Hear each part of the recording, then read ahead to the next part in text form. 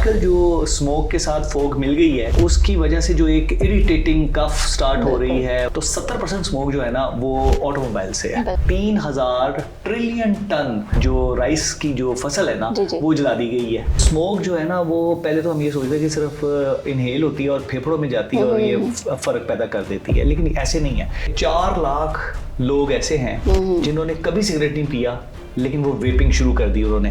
तो वेपिंग भरवाने जाते हैं तो अब उस दुकानदार की ना मर्जी है कि वो वेपिंग के लिए निकोटीन भरता है या उसमें आइस भरता है। जब किसी बच्चे को खास दुकान से ही वेपिंग का मजा आना शुरू हो जाए, इसका मतलब है कि वो एडिक्टिव मटेरियल जो है ना वो यूज कर रहा है।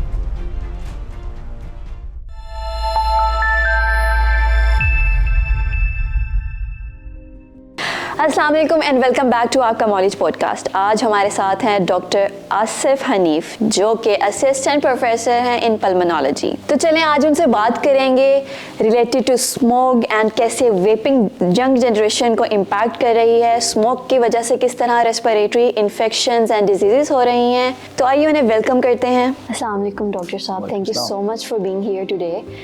बहुत ज़्यादा कॉमन इश्यूज़ आ रहे हैं लंग्स डिजीज़ से रिलेटेड, इन्फेक्शन से रिलेटेड, और वैसे भी सर्दियों का मौसम है एंड स्मोक भी रूज पे है। तो क्या कॉमन मसले आजकल देखने को आपको मिल रहे हैं? जैसे आपका क्वेश्चन है कि बहुत ज़्यादा जो क्रिटिकल सिचुएशंस जो रेस्पिरेटरी पॉइंट ऑफ व्यू से जो सी इंक्रीज करती जा रही है, वो ना सिर्फ स्मोक की वजह से है, बहुत सारा दूसरी चीज़ें भी आ गई हैं बीच में। जैसे वायरल इन्फेक्शन आजकल बड़ी कॉमन है। आहिस्ता आहिस्ता जो है वो सर्दी इंक्रीज करती चली जाएगी और जो patient prone to respiratory illnesses हैं वो इंक्रीज करते जाएंगे। ये उन लोगों में ज़्यादा कॉमन होगा जो कि बच्चे हैं, जैसे प्रेगनेंसीज हैं और ओल्ड एज ग्रुप है जिस तरह। तो ये 3-4 चीज़ें इकट्ठी मिल गई हैं जिसकी वजह से इंसिडेंस जो है वो अस्पतालों में रेस्पिरेटरी डिसऑर्डर्स का भी बढ़ता चला जा रहा है और लोग भी सिक हो रहे हैं। तो इसकी प्रिवेंशन के लिए थोड़े से अगर आप बता दें। देखिए, जो स्मोक है ना वो कॉम्बिनेशन है 2 चीज़ों का, एक स्मोक और दूसरा फोग। जब हम छोटे होते थे तो आपने पता नहीं देखी है कि नहीं फोग कभी जिंदगी में, आपने स्मोक ही देखी है शायद, क्योंकि हमने फोग देखा है। वो तो एक बहुत अच्छी फीलिंग होती है, लेकिन आजकल जो स्मोक के साथ फोग मिल गई है उसकी वजह से जो एक इरिटेटिंग कफ स्टार्ट हो रही है, उसके साथ रेस्पिरेटरी डिस्टर्बेंसेस बहुत ज़्यादा स्टार्ट हो रहे हैं। अब हमें ना जब भी आपने कोई सोल्यूशन देखना है ना, उसका पहले रूट कॉज देखें क्या है। आजकल चूँकि स्मोक बहुत ज़्यादा है तो सबसे ज़्यादा जो इशू है ना बड़ा, वो ये है कि ऑटोमोबाइल्स, जितने भी आपकी जो गाड़ियां हैं वो चलती हैं और पेट्रोल जो है उसकी क्वालिटी बहुत अच्छी नहीं है, जिससे बहुत सारा जो धुआं वगैरह भी एमिट होता है ये जो गाड़ियां हैं। तो 70% स्मोक जो है ना वो ऑटोमोबाइल से है। उसके अलावा भट्टे हैं और उसके अलावा हम फसलें जो हैं वो उसका जो बाकियात होती हैं उनको जला देते हैं। फिर हमारा जो जैसे हमारा पुराना दोस्त इंडिया जो कि कोई कसर नहीं छोड़ता हमें नुकसान पहुंचाने के लिए, वो अभी आप अंदाजा लगाएं कि 3000 ट्रिलियन टन क्रॉप्स और जो राइस की जो फसल है ना वो जला दी गई है। तो वो जलाने के बाद जितना भी उसका धुआं वगैरह है वो डायरेक्ट टुवर्ड्स पाकिस्तान, तो वो जो है ना सारा एक्यूमुलेट होना शुरू हो जाता है। उसके साथ यहाँ पर आपने देखा है कि बहुत सारी फैक्ट्री एरिया, जैसे Faisalabad is also rising up with the smoke, तो वो फैक्ट्री एरियाज की वजह से बहुत ज़्यादा इंक्रीज करता जा रहा है। फिर आपने देखा ना सिर्फ ये जो धुआं वगैरह जो ऑटोमोबाइल्स में से निकलता है, उससे फिर ये जो है ये जो ब्रेक्स वगैरह लगाते हैं तो टायर्स जो है वो रगड़ खाते हैं ज़मीन से, तो उसमें से कार्बन पार्टिकल्स जो हैं वो भी आने शुरू हो जाते हैं। देखिए, अब ये इतनी सारी जो आपको मैंने वजूहात बताई हैं, इनको आप सही कैसे करें। अब इतना बड़ा ऑटोमोबाइल सेटअप इन पाकिस्तान, उसको फ़ौरन तो इलेक्ट्रिक गाड़ियों में कन्वर्ट नहीं किया जा सकता, लेकिन ये आइडेंटिफाई किया जा सकता है कि जहाँ जहाँ पर जैसे लाहौर है उसमें थोड़ी जैसे 50 लाख एंट्री डेली बेसिस पे लाहौर में होती है, उसको रोका जाए। दूसरा, इलेक्ट्रिक बाइक्स और इलेक्ट्रिक जैसे बसेस वगैरह स्टार्ट हुई हैं, गवर्नमेंट ने अच्छा काम किया। ये एक देखिए, इतनी ज़्यादा बसेस तो नहीं जनरेट की जा सकती ना, लेकिन जैसे जैसे वक्त गुजरता जाएगा कन्वर्जेंस आती चली जाएंगी। उसके साथ फिर ये स्मोग जो हवा में इतनी पोल्यूटेंट एरियाज हैं उसमें फिर आप ग्रीन बेल्ट जो है ना वो लगा सकते हैं। आप इंडिविजुअल बेसिस पे भी जो है ना वो काम किया जा सकता है। गवर्नमेंट तो अकेली नहीं कर सकती। अगर वो तो माल रोड पे पूरी ग्रीन बेल्ट लगा दे, उसके साथ जेल रोड पे भी लगा दे, ये गवर्नमेंट का अकेले काम नहीं है। ये तो सारा जो टैक्सेशन हम देते हैं वो तो सारा पौधों पे ही लग जाएगा फिर। तो इसलिए ना हमें इंडिविजुअल लेवल्स पे भी काम करने चाहिए कि जैसे हमारा ये घर है तो छत पे हम जो है ना रूफ टॉप जो है उसको हम प्लांटेशन के लिए मुख्तस कर दें, या घर के बाहर जो है पौधे वगैरह लगाएं। तो जो हम एक अलग अलग बंदा अलग अलग गाड़ी में जाता है, तो एक गाड़ी में एक ही बंदा बैठा है और पूरी जोन सी रोड है ना वो ट्रैफिक से भरी पड़ी है, तो 4 बंदे इकट्ठे जा सकते हैं। जैसे स्कूलों में बड़ा अच्छा काम किया है, जैसे स्कूलों में मैंडेटरी कर दिया उन्होंने कि बस आएगी, हर स्कूल जो है 1 या 2 बसेस वो हायर करेगा। तो अब वो जब बस हायर हो जाएगी तो उसमें कोई 30-35 बच्चे जिन्होंने अलग अलग गाड़ी में आना था वो अब इकट्ठे आएंगे। और वो जो बर्डन ऑन द रोड्स जो है ना, main focus should be on the burden on the roads जो है ना, उसको रिड्यूस किया जाए। तो उससे फिर ये मामला थोड़े हल किए जा सकते हैं। ये तो है इमीडिएटली जो आप इफेक्ट्स कर सकते हैं। तो उसके साथ एंट्रीज इन लाहौर या मोर पोल्यूटेड एरियाज जो हैं उसमें वो वाले लोग जो अपने शहर में लाहौर में रोजगार की तलाश में आते हैं, जाहिर है उनको रोजगार उधर दिया जाए ताकि वो उधर ही रहें। और इसके साथ ग्रीन बेल्ट्स हो गई, रूफ टॉप्स जो है ना वो प्लांटेशन आपने कर दी। उसके साथ फिर बड़े काम है थोड़े, जैसे आपने देखा होगा ग्रेट वॉल ऑफ चाइना, एक उन्होंने उसको कन्वर्ट कर दी ग्रीन वॉल ऑफ चाइना। तो आप देखें वो great wall of China green wall of China में कन्वर्ट हो गया, मतलब पौधे इतने लगाए वो ग्रीन हो गई सारी। तो अब जब ग्रीनरी इतनी ज्यादा हो गई है तो हम यहाँ पे भी कर सकते हैं, और कोई मुश्किल काम तो नहीं है ये। और तीसरी बात, ये जो स्मोग जो उनसे जो है ना टावर्स जो है कुछ मुल्कों ने वो भी ट्राई किए हैं, तो स्मोक टावर्स लगाते हैं। वो स्मोक टावर ही होता है कि एक टावर बना देते हैं, वो उसके अंदर पंखे होते हैं जो कि सक इन करते हैं एयर को, वो सारी एयर उस टावर में चली जाती है और वो सर्कुलेट करती है विद इन द टावर। तो वो जो उसके सारे गंदे मवाद होते हैं वो उस टावर के अंदर लग जाते हैं और फ्रेश एयर जो है वो बाहर निकल जाती है। ये वो वाले मुल्कों के काम है जो कि तरक्की याफ्ता मुल्क है। तो यहाँ पे हमें सीखने की जरूरत है कि वो बहुत ज़्यादा पैसा जो हम फजूल चीज़ों पे खर्च कर रहे हैं वो हम बेटरमेंट ऑफ नेशन के लिए जो है ना वो यूज़ करें। बहुत ही अच्छी बात आपने की है कि हमें अपने नेशन के लिए भी सोचना चाहिए। बाकी चीज़ें तो हम इम्प्लीमेंट कर ही रहे हैं, सोचना ही नेशन का चाहिए इस वक्त। बिल्कुल, बाकी ट्रेंड्स भी तो हम फॉलो कर रहे हैं, व्हाई नॉट दिस, जो कि हमारे मुल्क के लिए फ़ायदेमंद हो, हमारे सोसाइटी एंड हमारी ओवरऑल हेल्थ के लिए फ़ायदेमंद हो। तो इसके साथ अगर आप मुझे ये थोड़ा सा बता दें कि कौन से ऐसे साइंस एंड सिम्टम्स होते हैं कि जिससे पता चलता है कि कोई स्पेसिफिक रेस्पिरेटरी सिस्टम का कोई मसला है, कोई इन्फेक्शन है या लंग्स में कोई इशू चल रहा है। देखिए, जो सांस की पेशेंट्स होते हैं ना उनकी कोई बहुत ज़्यादा सिम्टम्स नहीं होते। सांस का patient starts with the nose and throat, जाहिर है खांसी के साथ स्टार्ट होते हैं, कोई रेशा आना शुरू होता है, बलगम आनी शुरू होती है, उसका कलर चेंज होना शुरू हो जाता है, पेशेंट का सांस खराब होना शुरू होता है, वीजिंग शुरू हो जाती है जिसे सीटियाँ बोलती है छाती के साथ सांस के साथ, उसके साथ बुखार होना शुरू हो जाता है। अब स्मोक जो है ना वो पहले तो हम ये सोचते हैं कि सिर्फ इनहेल होती है और फेफड़ों में जाती है और ये फ़र्क पैदा कर देती है, लेकिन ऐसे नहीं है। इसमें ना 2 तरह के पार्टिकल्स होते हैं, एक होता है 2.5 pm और एक होता है 10 pm। जो 10 pm है ना, जाहिर है नंबर ज़्यादा है तो साइज़ ज़्यादा होगा इसका। ये पर्टिकुलेट मैटर 10 है ना जो, इसका चूँकि साइज़ ज़्यादा होता है, आप इनहेल करते हैं ना तो ये नाक में, गले में, सांस की नाली के अंदर यहाँ तक जाता है लेकिन नीचे नहीं जाता। लेकिन 2.5 mm का जो है ना वो क्या करता है कि वो सारा नाक और मुंह के जरिए अंदर चला जाता है और वो एल्वियोलाई के अंदर भी पहुंच जाता है। एल्वियोलाई के अंदर जाने के बाद वो सीवियर किस्म के इंटेंस रिएक्शंस पैदा करता है, जिससे दमा हो सकता है, COPD डेवलप हो सकती है। ये COPD बेसिकली तो स्मोकर्स डिजीज थी, लेकिन अब ये स्मोक की वजह से पैदा होती है, COPD कहते हैं। जी। तो ये इससे भी ये वर्स हो रही है। अब मुझे खदशा है कि जैसे जैसे ये लॉन्ग टर्म एक्सपोजर स्मोक के होते चले जाएंगे ना तो स्मोक एक रीजनेबल कॉज बनती जा रही है for the development of the cancers. ये यानी कि independent risk factor for the development of lung cancer smoke जो है ना ये फ्यूचर में होगा। तीसरी बात ये है कि ये तो हो गए वो वाले नए मसले जो कि स्मोक की वजह से पैदा हो रहे हैं, लेकिन जो पहले से पेशेंट COPD के हैं, दमे के हैं, कैंसर के हैं और छाती के दूसरे मसले हैं, ILD है, फेफड़ों में जाला है, जिनको पहले कोविड हो चुका है, वो वाले लोग वो तो बहुत ही एट रिस्क है when they are being exposed to the smoke. फिर वायरल इन्फेक्शंस ऊपर से हो रही हैं, तो वायरल इन्फेक्शन प्लस स्मोक, ये मरीजों का बड़ा बुरा हाल है, बहुत ज़्यादा मरीजों का ना बहुत बुरा हाल है। और जो पल्मोनोलॉजी डिपार्टमेंट्स हैं ना पूरे लाहौर के, वो भरे पड़े हैं इस वक्त।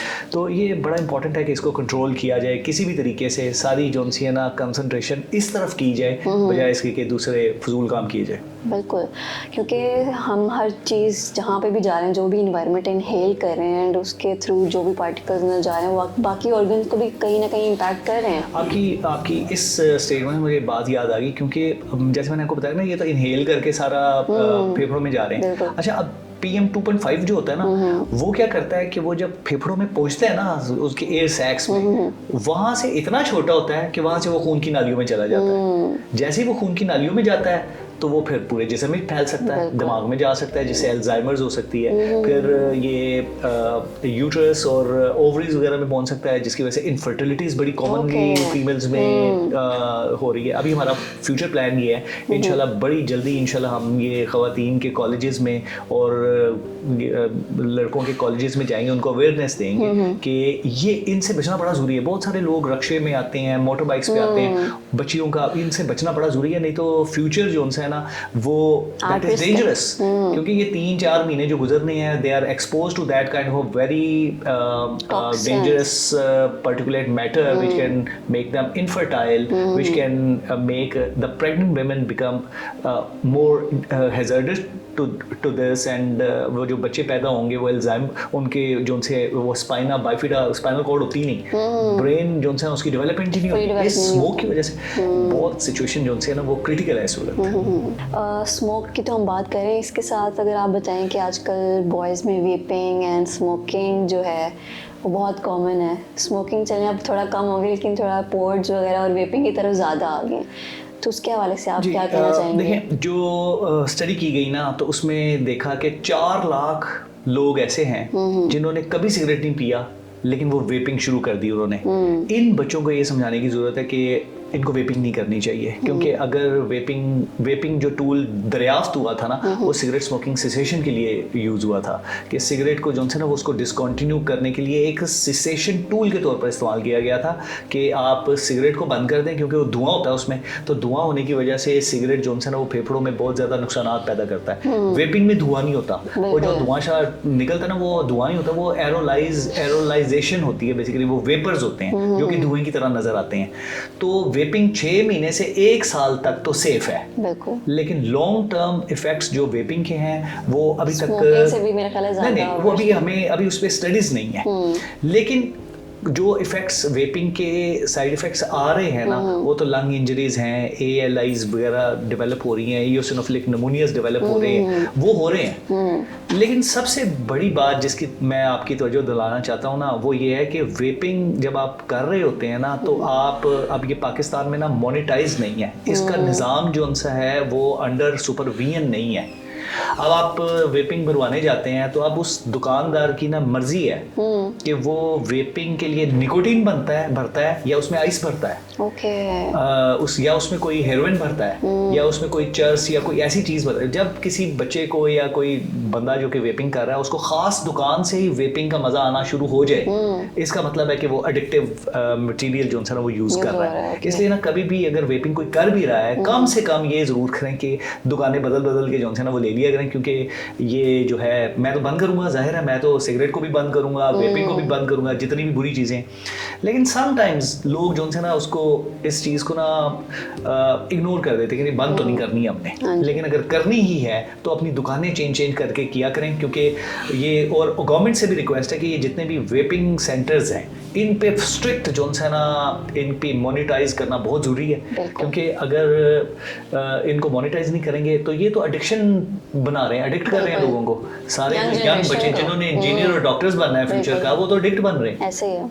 तो ये वजह है। और आप देखें यूनिवर्सिटीज़ बड़े नाम जो उनसे यूनिवर्सिटीज़ में है, वहाँ पे इतने ज़्यादा लोग, ख़वातीन ख़ास तौर पे, मैं तो एक डॉक्टर हूँ ना, मेरे पास तो ख़वातीन भी आती हैं, वो वेपिंग उनके हाथ में होती है और उनके पास सिगरेट्स भी होते हैं। तो ये सारा कुछ गवर्नमेंट के बच्चे हैं, गवर्नमेंट माँ बाप की तरह जो है ना इन बच्चों को कंट्रोल करे और इन बच्चों की तरबियत करे और इनके अवेयरनेस प्रोग्राम्स जैसे आप कर रहे हैं, तो ये गवर्नमेंट के लेवल पे जब होना शुरू हो जाएगा और वो लोग जो इसमें मुलव्वस हैं उनको एक इबरतनाक सज़ा मिले, ताकि लोगों को जो से वो शय मिले कि ये वाले काम बुरे हैं। बिल्कुल, और इसको अवॉइड करना हर सूरत में। आपने निमोनिया की बात की, तो निमोनिया के कॉजेज़ क्या होते हैं, कैसे होता है और इससे कैसे प्रिवेंट किया जा सकता है? देखिए, निमोनिया तो इन्फेक्शन ऑफ द लंग है। बिल्कुल। तो अब इन्फेक्शन जो होती है वो कम्युनिटी में भी हो सकती है, हॉस्पिटल में भी हो सकती है, और कुछ लोग होते हैं जो वेंट पे चले जाते हैं और वेंटिलेटर की वजह से निमोनियाज डेवलप हो सकते हैं। Okay. अब जो आपका एक जनरल सा सवाल है ना, उसमें इसके जवाब ये है कि ज़ाहिर है इम्यून सिस्टम अगर किसी का कम है, ओल्ड एज ग्रुप है, कोई स्टीरॉइड्स पे हैं, या किसी को निमोनिया है, उसका क्लोज कॉन्टैक्ट है उस पेशेंट के साथ, वो खांस रहा है और वो निमोनिया उसमें ट्रांसफ़र हो सकता है। फिर कुछ पेशेंट होते हैं जो कि ओल्ड एज ग्रुप में होते हैं, वो जब पानी वानी पिलाते हैं तो कोई फालिश के पेशेंट होते हैं जिनका निगलने का सिस्टम ठीक नहीं होता, उनको कुछ पिलाते हैं, या ख़ास तौर पे वो दम वाला पानी आता है, या क्योंकि पीर फकीर भी तो बहुत है ना यहाँ पे, तो वो मैं ओरिजिनल पीरों की बात नहीं करता, जो अच्छे लोग हैं वो तो ज़ाहिर है अल्लाह के नेक बंदे हैं, लेकिन जो यहाँ पे वो दम का पानी कोई ऐसे करके दे देते हैं, इवन कि अल्लाह का नाम पढ़ के भी अगर आपने पानी दिया है, आबे जमजम भी है, वो पेशेंट जो बेहोश है उसको मुंह से नहीं दे सकते। आप जो कुछ भी देंगे ना मुंह से, वो सारा फेफड़े में चला जाएगा। इसलिए हम तो यही कहते हैं कि चाहे दम वाला पानी भी है या जो भी है, वो भी नाक में नाली अगर डली हुई है उसके थ्रू दें। अगर पेशेंट बेहोश है तो मुंह से ना दें, क्योंकि इसमें ये सबसे बड़ी वजह है जो कि बेहोश पेशेंट में निमोनियाज पैदा कर देते हैं। फिर बहुत सारे पेशेंट जो कि डायलिसिस पे होते हैं, उनका इम्यून सिस्टम बहुत कम होता है, स्टीरॉइड्स पे होते हैं, तो उसकी वजह से निमोनियाज डेवलप हो जाते हैं। निमोनिया से बचना आसान होता है या नहीं होता? बहुत आसान है। निमोनिया से बचने का सबसे आसान तरीका ये है कि आप वैक्सीन करवाएं निमोनिया की। बच्चों में तो वैसी वैक्सीनें लगती हैं दूसरे, चौथे और छठे महीने में, 8वें 18वें महीने और 5 साल की उम्र में ये तो वैक्सीन कर देते हैं बच्चों को। तो उससे एकदम reduction in the pneumonias of in childhood जो वो आता जा रहा है। निमोनिया अब बच्चों में जो कि बाहर का मुल्क है उसमें तो आता ही नहीं निमोनिया, बड़ा बहुत ही जॉनसन वो कंट्रोल किया उन्होंने। पहले तो बहुत ज़्यादा डेथ्स हुआ करती थी। तो अब बड़े जो उनसे हैं उनमें भी वैक्सीन रिकमेंडेड है। अगर पेशेंट है वो 65 से ऊपर है, उसको वैक्सीन नहीं लगी, ही शुड बी वैक्सीनेटेड। तो आजकल वैक्सीन अवेलेबल है निमोनिया की। वो अगर आप एक वैक्सीन लगाएं, और ज़िंदगी में एक दफ़ा आपने वैक्सीन लगानी है, जो कि ख़ास किस्म की वैक्सीन अवेलेबल है, जो कि ज़िंदगी में एक दफ़ा लगवाते हैं और सारी ज़िंदगी ज़रूरत नहीं है वैक्सीन की। और अगर आप सोचते हैं कि नहीं यार ये जो सा ना पेशेंट ये बहुत ही कमज़ोर है, बहुत ही इसका जो सा इम्यून सिस्टम वीक है, 5 साल बाद आप रिपीट करवा सकते हैं। मुख्तलिफ वैक्सीनें हैं, उनका स्केड्यूल डिफरेंट है। Thank you so much for sharing such A informative बात। मैं आपसे पूछना चाहूँगी कि आपने बच्चों की बात की कि बच्चों में भी ये चीज़ कॉमन हो गई है, तो इस पे अगर आप थोड़ी सी रोशनी डालें कि स्मोक तो हर बंदे को ही जो है ना वो इन्वॉल्व करती जा रही है। स्मोक इटसेल्फ कॉजेज निमोनिया, क्योंकि स्मोक जब अंदर इनहेल होता है तो जो एस्केलेटिंग सिस्टम है ना बॉडी का, जो कि गंद मंद जो सा फेफड़ों में से बाहर निकालने का सिस्टम है, वो पैरालाइज हो जाता है, जिसकी वजह से वो सारे पोल्यूटेंट्स और इन्फेक्टिंग एजेंट्स जो उनसे आमतौर पे सांस के जरिए जो बाहर निकल जाते थे, खांसी से बाहर निकले, वो ख़त्म हो जाते हैं, तो वो अंदर ही रह जाते हैं, तो निमोनियाज डेवलप हो जाते हैं। वो बच्चों में भी होता है, बड़ों में भी होता है, ओल्ड एज ग्रुप में भी बड़ा कॉमन होता है। और बच्चों में वैसे निमोनियाज की जो उनसे बेशुमार कॉजेज हैं, जिसमें इम्यून सिस्टम है, लैक ऑफ वैक्सीनेशन हैं, बाज़ जैसे आप दूध वगैरह पिलाते हैं तो उसको बर्पिंग वगैरह नहीं कहते, वो फेफड़े में उल्टी चली जाती है। तो ये बहुत बड़ी बड़ी कॉजेज हैं जो कि बच्चों में निमोनियाज पैदा कर सकते हैं। इसके अलावा पेरेंट्स क्या इंटरवेंशंस कर सकते हैं शुरू से ही अपने बच्चों के लिए कि उनका जो लंग हेल्थ है वो सही रहे? क्या ऐसी हैबिट्स डेवलप कर सकते हैं बचपन से? पहले तो पेरेंट्स को खुद जो है ना वो बेहतर होने की ज़रूरत है, क्योंकि वालिद साहब सिगरेट पी रहे होते हैं और बच्चे साथ बैठे उनको देख रहे होते हैं, और बच्चे पेन पेंसिल से ना वो सिगरेट खेल रहे होते हैं। तो पहले तो वो सिगरेट वगैरह सारा कुछ ये जो है घर में एक एजुकेटिव माहौल जो है वो डेवलप करें, बच्चों को एजुकेट करें, उनको मास्क वगैरह पहनाएं, उनको जो है ना इस टाइम्स पे बाहर लेकर जाए। सारे वॉक करने गए होते हैं जब स्मोक बिल्कुल पीक पे होते हैं, शॉपिंग करने के लिए गए होते हैं, तो ये थोड़ा अवेयरनेस देने की ज़रूरत है। तो फिर बच्चों को कंट्रोल किया जा सकता है। तो एक फैमिली मेंबर का जो हेड है उसको एजुकेटेड होना चाहिए about the environment status of the Pakistan, जहाँ पे वो रह रहे हैं। AQI इंडेक्स कैलकुलेट करना बहुत ही आसान है। इस पे लिखें AQI इंडेक्स, रोज़ाना का AQI इंडेक्स आ जाएगा। तो जब ज़्यादा है तो अवॉइड करें, अगर ठीक हो गया तो ठीक है, चले जाए बाहर और एंजॉय भी कर सकते हैं। लेकिन ज़ाहिर है आपको सारा कुछ ना गवर्नमेंट पे नहीं डाल सकते आप। बिल्कुल, जैसी भी जिस टाइम की भी गवर्नमेंट है सारा कुछ में नहीं डाल सकते। तो जो अवाम है उसमें जब तक गवर्नमेंट का हाथ पैर नहीं बनेगा अवाम, तब तक ये इसको कंट्रोल नहीं कर सकता। अब आपने अभी तक प्रैक्टिस में मिसकंसेप्शन सुनी है लंग हेल्थ से रिलेटेड या लंग डिजीजेस, इन्फेक्शन से रिलेटेड पेशेंट से? देखिए मिसकंसेप्शन तो ये है कि पहले तो लोग जैसे कोविड में कहते थे कोविड है ही नहीं, जब डेथ्स होनी शुरू हो गई फिर उनको एहसास हुआ कि कोविड है, कोई बला है। और फिर अब ये स्मोग जो है उसको लोग फोग समझ रहे हैं और वो उसमें सैर करने जा रहे हैं। और फिर जब वो बीमार हो जाते हैं तो फिर वो खाना पीना बंद कर देते, क्योंकि जी छाती का मसला है तो दूध नहीं पीना, चावल नहीं खाने, फिर दूध दही लस्सी वगैरह इस तरह की सारी चीज़ें जो हैं वो बंद कर देते हैं। कुछ वो कहते हैं जी बुखार हो तो रोटी नहीं खाते। तो मतलब ये सारी चीज़ें जो हैं मिथ्स हैं, इसमें कोई किसी किस्म की सदाकत नहीं है कि दूध में तो शिफा है। दूध दही वगैरह ये सारी चीज़ें जो हैं ना कभी किसी भी बीमारी का पार्ट एंड पार्सल है, ये खाना पीना चाहिए। फिर आपका इम्यून सिस्टम कम है तो प्रोटीन्स लेनी चाहिए, तो सारा कुछ बंद हो जाता है। तो जो बंद करनी है ना चीज़ें वो है सिगरेट, वेपिंग जैसे आपने जिक्र किया, और पोल्यूटेंट्स का जो है। फिर एक बड़ा इम्पॉर्टेंट टॉपिक ये है कि जिसमें ये जो परिंदे, बर्ड्स, कैट, डॉग्स वगैरह जो है ना लोगों ने घर में पाले हुए बहुत सारे। तोता बड़ा कॉमन है जिन्हें हमारे घर में एक तोता जरूर होता है, तो वो पूरे घर को ना कंटेमिनेट कर देता है। जो फड़फड़ाता है ना जब, उसके जरासीम होते हैं, उसके परों के अंदर जरासीम होते हैं, कंटेमिनेशन होती है बहुत ज़्यादा। वो दिनों के अंदर ना पूरा घर, अगर आपने उसको देखना है ना तो आप अगर कोई सन रे आपकी खिड़की से अंदर आ रही हो ना तो आप साइड से उस सन रे के अंदर देखें, उसके अंदर बाल जरासीम उड़ते हुए आपको नजर आएंगे। तो इसका बहुत ज़रूरी है कि ये परिंदे वगैरह जो जितने भी बर्ड्स की जिनकी हॉबी वगैरह है उसको बिल्कुल आइसोलेट करें, छत पे ले जाएं उन्हें, और उनको पूरे दरवाजे खिड़कियाँ वगैरह खोलें और पंखे चलाएं ताकि वो सारा जो कंटेमिनेटेड होम है ना वो क्लियर हो। आपकी जो एयर जो है वो सर्कुलेट करके जो है ना वो चेंज हो हर 2 घंटे के बाद। तो फिर ये मिसकंसेप्शंस हैं जिसकी वजह से लोग जो है ना वो डिस्टर्ब हो। फिर एक और इम्पोर्टेंट बात ये इनहेलर्स, क्योंकि आपको पता है एस्थमास इसमें हो रहे हैं, वो इनहेलर कहते हैं इनहेलर लग गया तो खत्म ही नहीं होना, ये आखिरी है। जैसे कि आपको मैं बताऊं कि इनहेलर दुनिया की सबसे सेफ तरीन दवाई है और लगते भी नहीं है। अगर जिन्होंने इनहेलर नहीं ना लिए वो ज़्यादा देर तक बीमार रहेंगे, और जब वो इनहेलर लेंगे वो कहेंगे यार मैंने पहले क्यों नहीं लिया, क्योंकि इससे वो बहुत जल्दी इंप्रूव करना शुरू कर देते हैं और डॉक्टर्स विजिट्स भी नहीं होते हैं, और डॉक्टर्स की लाइनों में लगे रहें और फीसें भी दें और टेस्ट भी करवाएं और उसके बाद जाके फिर इनहेलर लें। बेहतर है कि जल्दी ले लिया करें। आपने अस्थमा की बात की, थोड़ा सा इस पे आप थोड़ी डिटेल में अगर बता दें।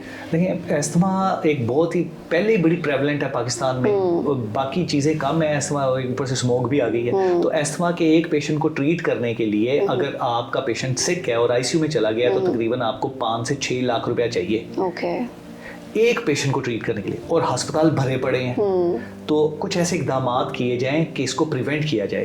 उसमें वायरल वैक्सीन्स जो सी हैं वो कॉमन है, जैसे फ्लू वैक्सीन है, निमोनिया की वैक्सीन्स हैं, वो की जाएं। मास्क का इस्तेमाल किया जाए, जैसे ये एक KN95 मास्क है, सिंपल सा मास्क 50-60 रुपए का, ये आपको बड़ी ज़बरदस्त प्रोटेक्शन दे सकता है। 90% प्रोटेक्शन आपकी इससे मिल सकती है, तो वो प्रोटेक्शन एक तो मिल जाएगी। दूसरा ये है कि एस्थमा जो है उसको इनहेलर्स के साथ ही ट्रीट किया जा सकता है। अगर आप दवाइयाँ खाते हैं जितने दिन खाएंगे उतने दिन ठीक, उसके बाद दोबारा ख़राब, तो इनहेलर्स के साथ आप कॉन्टिन्यूसली एस्थमा को कंट्रोल करके रखें। जब सेटल डाउन करें इनहेलर्स को आप रिड्यूस भी कर सकते हैं, और एक वक्त आता है कि आप बंद भी कर देते हैं। ठीक हो गया। फिर अब आपने टिप्स देनी हो हमारी ऑडियंस को कि वो अपनी कैसे लंग हेल्थ को मेंटेन कर सकते हैं, तो क्या टिप्स होंगे? देखिए सबसे पहले तो सिगरेट्स जो नाक के ज़रिए से जाने वाले मुज़र है ना मामलात, उनसे बचें। जैसे कि धुआं है, मिट्टी है, प्लूटेंट्स हैं, जैसे फिनाइल की टाकियाँ बड़ी कॉमनली की जाती हैं, जैसे ये फ्लशेस वगैरह में जैसे तेज़ाब का हमारे रूटीन है कि तेज़ाब से हम धोया करते हैं, उसकी इनहेलेशनल इंजरी बहुत कॉमन है। फिर हमारे मजदूर भाई जो बेचारे बहुत ज़्यादा काम करते हैं, वो पत्थर वगैरह तोड़ते हैं, उसका धुआं और उसकी वो जो एक शार्पनर्स वगैरह निकलते हैं वो इनहेल करते हैं। मास्क या कोई मफलर वगैरह लपेट के ये वाले काम किए जाए। फिर आपने देखा हमारे जो प्यारे सबसे भाई जो कि कानों में काम करते हैं, वो तो धुएं के अंदर हैं, ऑक्सीजन भी बड़ी कम होती है, तो उनके लिए प्रोटेक्शन गवर्नमेंट ने अरेंज करनी है कि उनको कोई प्रोटेक्टिव किट्स जो है ना वो प्रोवाइड की जाए, उनका ख्याल किया जाए। तो आए दूसरे दिन जो है ना 35 साल का बच्चा फेफड़े की इंजरी के साथ अस्पताल में दाखिल होता है बेचारा। बाहर के मुल्कों में तो कंपनसेशन देती है गवर्नमेंट, अगर कोई इस तरह का मामला होते हैं तो वो कंपनसेशन गवर्नमेंट देती है इन लोगों को। यहाँ पे कोई पूछने वाला ही नहीं है, यानी कि वो बंदा मर जाता है, कब्र में पहुंच जाता है, वो पूछने वाला ही कोई नहीं। तो ये बड़ी इंपॉर्टेंट चीज़ है कि ये सारी चीज़ें जो है ना इसको नज़रसानी की जाए और इनको जो है ना प्रिवेंट करने के लिए लोगों की ज़िंदगी बड़ी इंपॉर्टेंट है। कोई ख़ास लोगों की ज़िंदगियाँ तो सिर्फ इंपॉर्टेंट नहीं है, यहाँ पे हर इंसान की ज़िंदगी, एक इंसान को हमारा पूरी इंसानियत का कत्ल है। और जो लोग इनके मुहाफ़िज़ हैं, जो कि जिनकी जिम्मेदारी है, उनकी नजरी तक पहुंचती नहीं है कभी। गरीब लोग हैं बेचारे, उनको किसने पूछना है। तो ये बड़े इंपॉर्टेंट है कि गरीब लोग जो है वो हमारा बैकबोन है, मिडिल क्लास हमारी बैकबोन है। कभी भी गाड़ी मिडिल क्लास के बगैर नहीं चल सकती। इनकी protection is very very important. तो इसलिए मास्क का जो है बड़ा ज़रूरी है कि उसका इस्तेमाल किया जाए। फिर वेल्डर्स हैं, वो वेल्डर्स जो उनसे ना वो इंडिपेंडेंटली काम कर रहे होते हैं, वो यूज़ नहीं करते। तो इसलिए ना उनकी अवेयरनेस प्रोग्राम्स जैसे आपने इनिशिएटिव लिया, ये बहुत ज़रूरी है और ये ना एक हायर लेवल पर ना ये स्टार्ट होने चाहिए। बिल्कुल, आई स्ट्रांगली एग्री। और इससे फ़ायदा क्या होगा? इससे फ़ायदा ये होगा कि जितना बजट आप फ्री दवाइयाँ देने में लगा देते हैं ना, इतना बजट के तकरीबन 100वां हिस्सा लगेगा आपको अवेयरनेस क्रिएट करने में। करते जाएं, नहीं भी होते ना लोग, एजुकेट नहीं भी होते, फिर भी करते जाएं। एक वक्त आएगा कोई 100 में से 10 तो होंगे ना, तो आप खुद ही देखेंगे कितने बिलियंस आपके जो है ना इससे बचेंगे। क्योंकि भी जितनी भी बीमारियां हैं, लंग से रिलेटेड, रेस्पिरेटरी इन्फेक्शंस हैं, डिजीजेस हैं, इनके रिकवरी रेट्स किस हद तक होते हैं? देखिए, अगर तो टाइम पे आ जाते हैं तो रिकवरी रेट तो बहुत अच्छे हैं, लेकिन अगर काफ़ी लेट आते हैं और पेशेंट आते ही इवेंट पे है तो जाहिर है अगर इन्फेक्शंस भी हैं तो उसका जो सा मोर्टेलिटी यानी कि जो उनका तादाद, जो चांसेस ऑफ डेथ है वो इंक्रीज करता चला जाता है। अगर इन्फेक्शंस हैं और सेप्टिक शॉक डेवलप हो गया, बीपी ड्रॉप कर गया, ऑक्सीजन ड्रॉप कर गई है, फिर 90% चांस है कि पेशेंट हाथ से स्लिप कर जाएगा। लेकिन अगर तो इन्फेक्शंस नहीं है और ये वाले सारे मामला साथ हैं तो 50% चांस है कि पेशेंट रिवाइव कर सकता है। लेकिन अगर टाइम गुजर गया ना तो time is very important. Early stage पे आना बड़ा ज़रूरी है। उसको सोचते ना रहें, सिरप खांसी के ना पीते रहें कि जी अभी खांसी, सिरप जो होते हैं ना वो खांसी को दबा देते हैं, ठीक नहीं करते। अगर किसी को टीबी है और खांसी का शरबत पिए जाएगा, खांसी दब जाएगी, लेकिन टीबी तो नहीं ठीक होगी जब तक टीबी की दवाई नहीं खाएंगे। तो इसलिए ना सिरप सारे बंद है। आज के बाद आपने सिरप्स वगैरह बिल्कुल नहीं पीने। इसको इन्वेस्टिगेट करें, खांसी क्यों है, एस्थमा की वजह से है, टीबी है, कोई कैंसर है, कोई फेफड़ों में जाला है या कोई एलर्जी है, तो उसको एवेल्युएट करें, उसका ट्रीटमेंट करें बजाय खांसी की शरबत पी के आप दबाते रहने से। तो रिकवरी रेट जो है वो डिपेंड करता है पेशेंट आता कब है, एज क्या है, उसका इम्यून सिस्टम स्टेटस कैसा है, तो डायग्नोसिस क्या है उसका। अगर एस्थमा है इम्प्रूव कर जाएगा, अगर फर्ज करें स्टेज 4 का कैंसर है तो जाहिर है पुअर प्रोग्नोसिस। और हमने बच्चों की बात की, यंग जनरेशन की भी बात की, तो ओल्ड एज में जो लोग हैं वो क्या ऐसे प्रिवेंटिव स्टेप्स ले सकते हैं कि वो उस स्टेज तक ही ना पहुंचें कि प्रिवेंट करना मुश्किल हो जाए या रिकवरी मुश्किल हो जाए? देखिए, ये तो सारी ज़िंदगी की कहानी होती है कि ओल्ड एज ग्रुप तक पेशेंट जो है ना वो सिगरेट पीता चला जाता है। तो ज़ाहिर है यंग एज ग्रुप में आप उनको सिखाएं कि ये वाले काम नामुनासिब हैं। अब देखिए ना, स्मोक, हम एक्सटर्नल स्मोक की तो बात करते हैं क्योंकि ये इंडिया ने जी वो फेंक दी हमारी तरफ स्मोक, भट्टे हैं और फैक्ट्रियां हैं। हर बंदे ने जो अपनी फैक्ट्री खोली हुई है सिगरेट की, उसको क्यों नहीं बैन करते? वो पहले सिगरेट को पाकिस्तान में आप बैन कर देना। पहले ये वाली स्मोक जो कि हम पैसे दे के परचेज कर रहे हैं, वो भी इतनी महंगी, पहले तो उसको तो देखें। वो तो बैन नहीं होती, लेकिन बाहर की स्मोक से हम सारे डरे हुए हैं। हर घर में स्मोकर एक मौजूद है और उसको बैन करने की कोई बात ही नहीं करता। ये जो ब्रांड है इतने सारे दुकानों में सजे हुए खूबसूरत से, ये सारे बंद करें। ये जो जहर फैल रहा है इसको सारा कुछ बंद होना चाहिए। तो ये सिगरेट स्मोकिंग हो गई, ये वेपिंग हो गई, सब ये सारा गंद है, इसको बंद करना चाहिए। बिल्कुल बंद तो करना चाहिए, लेकिन ओल्ड एज वाले अब क्या करें? उनके घर वाले उनके लिए क्या कर सकते हैं? उनके लिए सबसे पहले तो दुआ करें और दूसरा ये है कि जो ओल्ड एज ग्रुप है ना, ये हमारे दिल के ना सबसे ज़्यादा करीब है, क्योंकि ओल्ड एज में ना हमारे दादाजी होते हैं, हमारे अब्बू होते हैं, तो वो सारी ज़िंदगी हमें पालते हैं। और अब उनकी एक स्टेट डेवलप इस तरह की हो जाती है कि जो नॉन अफोर्डिंग तबका है ना, वो सिर्फ दवाई कर सकता है, क्योंकि ना तो उसको फैसिलिटी अवेलेबल होती है और ना ही वो प्राइवेट अस्पताल को वो अफोर्ड कर सकता है। सीधी सी बात है। और गवर्नमेंट हॉस्पिटल में भी जो दवाइयाँ अवेलेबल होती हैं, वो पूरी की पूरी दवाइयाँ जो कि उसको सेव करने के लिए पूरी चीज़ें चाहिए, वो अवेलेबल नहीं होती। तो उनको बस, अब मैं तो यही कह सकता हूँ कि उनको अवॉइड करना चाहिए उन टाइम्स पे बाहर जाने के लिए जब पे स्मोक बहुत ज़्यादा इंक्रीज़ की हो, AQE इंडेक्स बहुत ज़्यादा हो। अगर कोई पहले से बीमार हैं तो उनको इनहेलर्स वगैरह या अपना ट्रीटमेंट को कंटिन्यू करना चाहिए और स्मोकिंग को बिल्कुल बंद करना चाहिए। और वो वाले लोग जो कि ज़ाहिर ओल्ड एज में ना लोग कोई भतीजा मिलने आ रहा है या कोई छोटे बच्चे मिलने आ रहे हैं तो उनको उनमें तो फ्लू होता है ना, तो वो तो ठीक हो जाते हैं। लेकिन जो ओल्ड एज ग्रुप में अगर फ्लू ट्रांसफ़र हो गया ना तो फिर वो ओल्ड एज ग्रुप के लोग ठीक नहीं हो पाते हैं, वो क्रिटिकल हो जाते हैं, उनको फिर अस्पताल की ज़रूरत पड़ती है। तो इसलिए उनको भी अवॉइड करना चाहिए। और जो भी उनके कमरे में आए हाथ हैंड सैनिटाइज करके आए, मास्क पहन के आए अगर उसको फ्लू वगैरह है। अगर कोई खांस रहा है तो 4 फुट या 7 फुट के फासले पे रहे ताकि उनकी जो जरासीम है इनको ना लगे। तो इस तरह से फिर डाइट के बड़े हैं मामला, जैसे शुगर है अगर किसी को या दिल का मसला है तो उसका परहेज़ करें, अपने दिल के डॉक्टर को रेगुलर चेक करवाएं ताकि वो उनको स्टेबल रखें। बिल्कुल, एंड मेडिकेशन वगैरह टाइम पे, ठीक है। जैसे वायरल इन्फेक्शंस वगैरह होते हैं, बहुत कॉमन है क्योंकि हमारा जो है इन्वायरमेंट ही इस तरह का है, क्लाइमेट एंड वेदर हमारा इस तरह का चल रहा है, बारिशें हो नहीं रही हैं एंड स्मोक पीक पे है।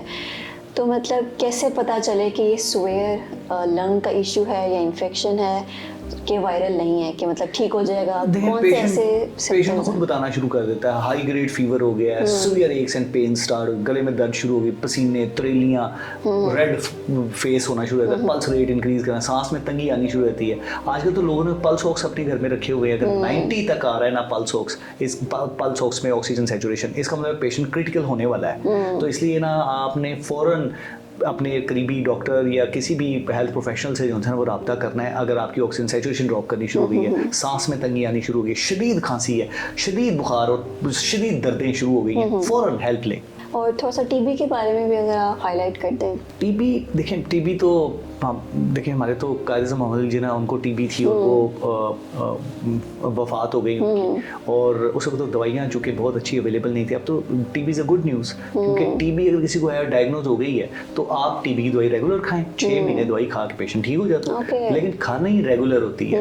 और दूसरी ये है कि अर्ली डिटेक्शन, जैसे मिस डायग्नोसिस टीबी का बहुत है, टीबी होती नहीं तो टीबी की दवाई खा रहे हैं। तो इसलिए ना फ़र्ज़ करें किसी का, हम तो बहुत सारे देखते हैं कि किसी को कैंसर है उसको टीबी की दवाई चल रही है, फेफड़ों में पानी कैंसर की वजह से है या निमोनिया की वजह से है, उसको टीबी की दवाई चल रही है। तो जो समझ नहीं आ रही वो टीबी की दवाई स्टार्ट कर देता है। तो इसलिए ना इसको मॉनिटर करने की ज़रूरत है। और टीबी मेरे ख्याल में तो इट्स अ गुड न्यूज़, अगर टीबी का मुझे पता लगे किसी को टीबी है तो उसको बड़े आराम से ट्रीट किया जा सकता है।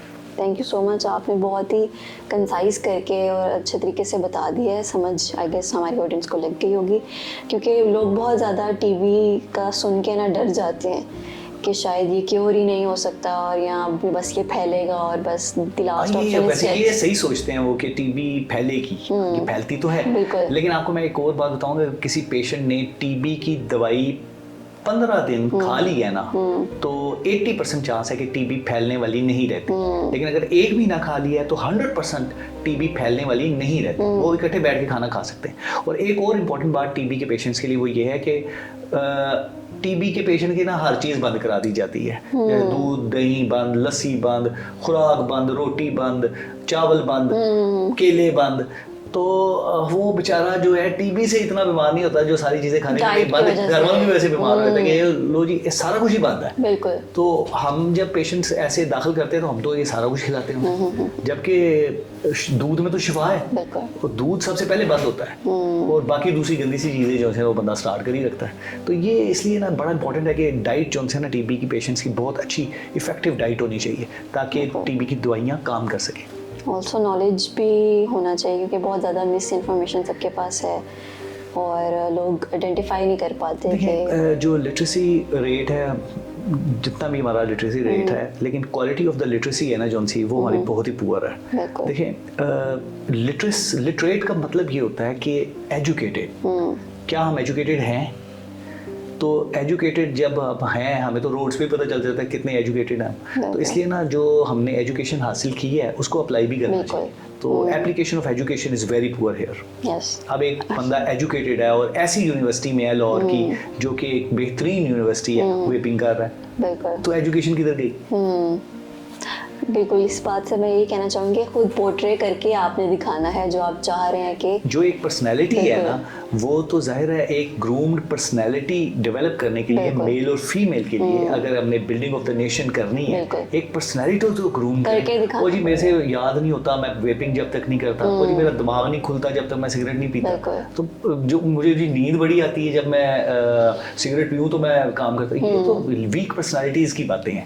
जिनकी पर्सनैलिटी स्ट्रॉन्ग होती है ना, वो ये वाली बातें नहीं करते होते, और नेशन एवे नहीं बिल्ड होती। बिल्कुल सही बात है। लास्टली आप हमारी ऑडियंस को क्या एडवाइस देना चाहेंगे एज अ पल्मोनोलॉजिस्ट? मैं उनको यही कहूँगा कि आपका इलाज आपके अपने हाथ में है। डॉक्टर्स ज़ाहिर है वो एक्सपेंसिव हैं, मुख्तलिफ हॉस्पिटल्स में काम करते हैं, मुख्तलिफ जो इलाज हैं वो बड़े महंगे हैं। इन सारों से अगर आप बचना चाहते हैं ना, तो आपको ना थोड़ा सा स्मार्ट काम करना पड़ेगा। और वो स्मार्ट वर्क ये है कि आप उस टाइम पे बाहर ना जाया करें जब स्मोक बहुत ज़्यादा है। और वो वाले लोग जो आपको लगता है जैसे जो कि खांस रहा है और उसकी खांसी 2 हफ्ते से ठीक नहीं हो रही, मोस्ट लाइकली टीबी हो सकती है, तो उनसे आप या तो रिक्वेस्ट करें कि वो इन्वेस्टिगेट करें ताकि आप लोगों को टीबी ना हो, या आप मास्क पहनें। और मास्क का इस्तेमाल जो है ना वो अपने बच्चों को भी कराएं, खुद भी करें, ताकि जो एक दूसरे से बीमारियाँ लग रही हैं वो ना लगें।